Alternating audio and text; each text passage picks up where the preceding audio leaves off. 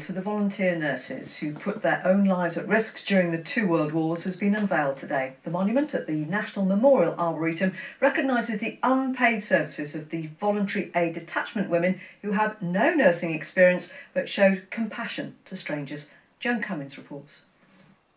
Burntwood Military Hospital is now a housing estate, but in May 1940, 18-year-old volunteer nurse Ethel found herself helping hundreds of soldiers who'd survived Dunkirk. They were still in their uniforms, just how they'd been picked up off the beaches, and the mud and the blood was all, over them. Today at the National Memorial Arboretum, stories were shared and the sacrifices of the voluntary aid detachment was recognised by Her Royal Highness the Countess of Wessex, who took time to reflect at the memorial to the untrained volunteers who found themselves on the front line.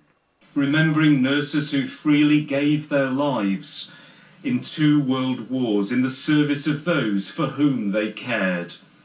The volunteers had responded to appeals from the government during the war to help, but many were unprepared for what would face them, including relatives of Lord and Lady Fellows who attended today's service. I remember she was doing bandages and rolling them, and then suddenly, boom, it went into something quite different, and that was quite a shock for her.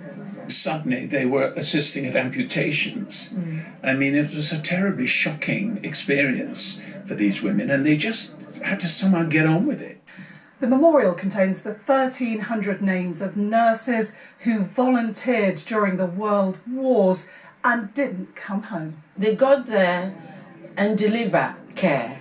It was a dangerous place for anyone to be in, but they volunteered, knowing the risk, and that only comes with compassion and love. Organisers hope the memorial will act as an inspiration to all nurses facing challenges in conflict situations. Joan Cummins, BBC Midlands Today, Alrewas.